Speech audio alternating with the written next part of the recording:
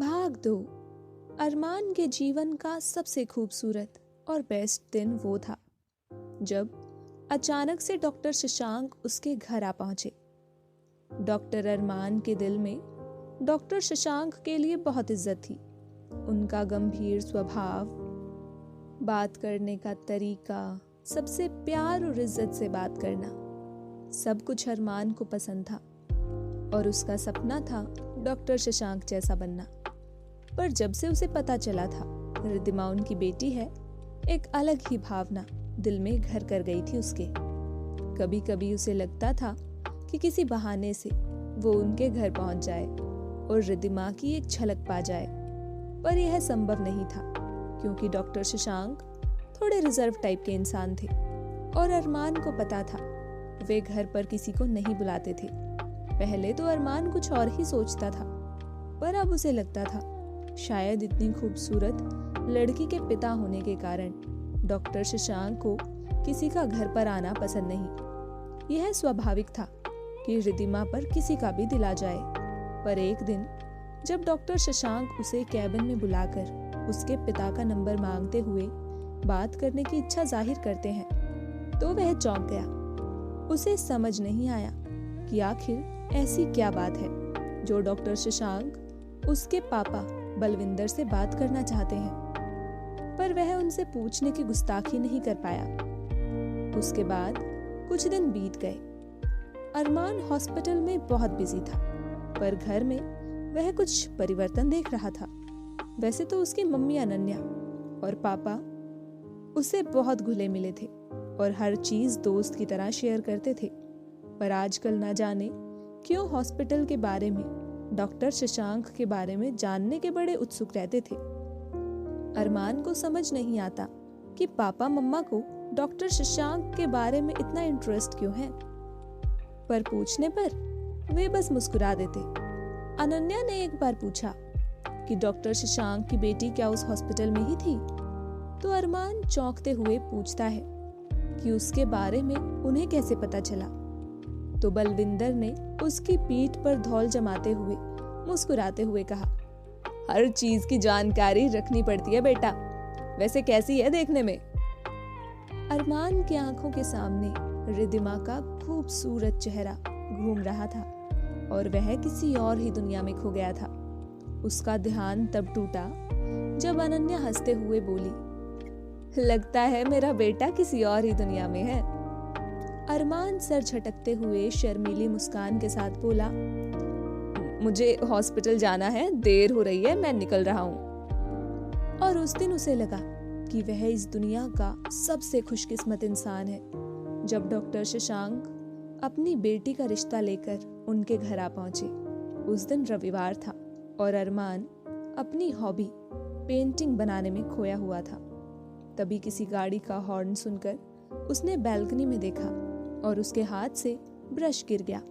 वह दौड़ता हुआ बाहर आया, पर तब तक मम्मा और पापा उनके स्वागत के लिए वहां पहुंच चुके थे और डॉक्टर शशांक से ऐसे बात कर रहे थे मानो उनकी कितने दिनों से पहचान थी। अरमान समझ नहीं पा रहा था कि आखिर डॉक्टर शशांक से उसके पेरेंट्स की इतनी जान पहचान कब हुई, क्योंकि उसे इनमें से किसी ने नहीं बताया था कि डॉक्टर शशांक उसके घर इससे पहले भी आ चुके थे।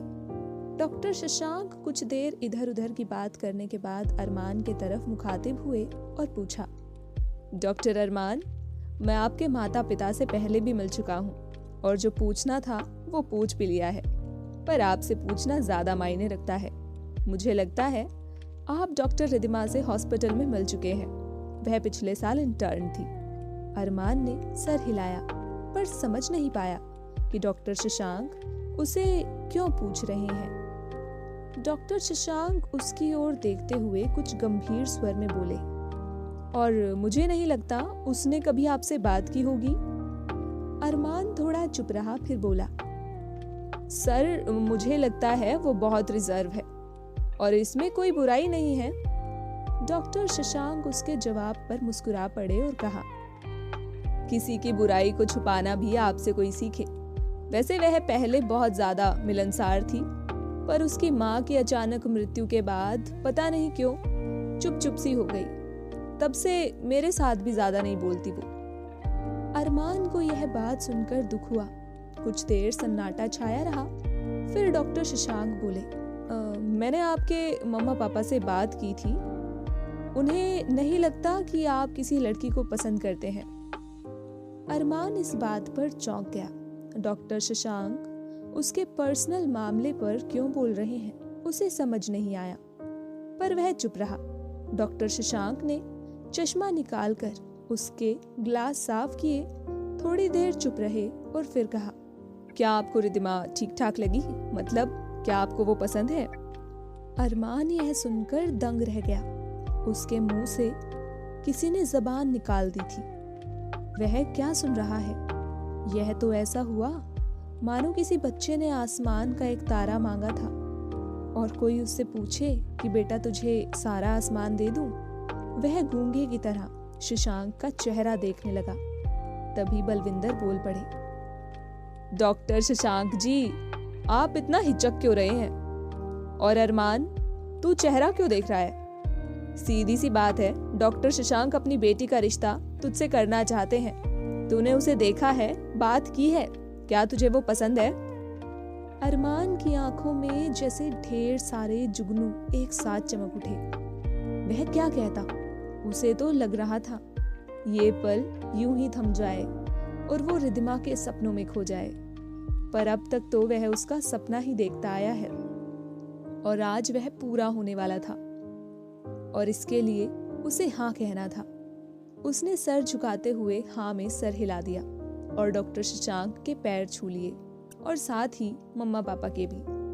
डॉक्टर शशांक उसे आशीर्वाद देते हुए गदगद स्वर में बोले, इसे कहते हैं संस्कार। मुझे आपका बेटा बहुत पसंद है मिस्टर बलविंदर जी। मैं बहुत दिनों से उसे देख रहा हूँ और अपनी बेटी के लिए ऐसा लड़का ही चाहता था, पर डरता था कहीं अरमान को कोई और पसंद ना हो। आज मैं बहुत खुश हूँ। अरमान का दिल जोर जोर से धड़क रहा था। इतनी बड़ी खुशी उससे छुपाए नहीं छुप रही थी। मन कहीं पंख लगाए उड़ना चाहता था। उसे लग रहा था वह चिल्ला चिल्ला कर सबको बताए कि उसे वह हूर की परी मिल गई थी जिसकी उसे चाह थी। उसका सपना पूरा होने वाला था। पर अचानक से रिद्धिमा का ध्यान आया और वह बोल पड़ा, सर मुझे लगता है एक बार रिद्धिमा से भी पूछ लेते तो। पर उसके बाद खत्म होने से पहले ही अनन्या बोल पड़ी, तो उन्होंने पूछा नहीं होगा क्या? अरे बेटा, उससे बात करके ही आए होंगे ना शशांक जी। शशांक ने मुस्कुराकर हाँ कहा और कहा, मैं चाहता था कि वह आपसे मिले, पर वह इतनी शर्मीली है, मना कर दिया। आपने देखा ही होगा हॉस्पिटल में कितनी चुप रहती है वो। अरमान ने हाँ में सर हिलाया। अनन्या बोली, शर्माने की बात तो है शशांक जी, अरमान अब तक उसका सर था ना। बलविंदर हंसते हुए बोले, और बीवी ज्यादा बोलने वाली हो तो पति पर शामत आ जाती है। अनन्या तो मुझे बोलने का मौका ही नहीं देती। अनन्या आंखें दिखाते हुए बोली, कुछ तो शर्म कीजिए आप, कैसी बातें कर रहे हैं?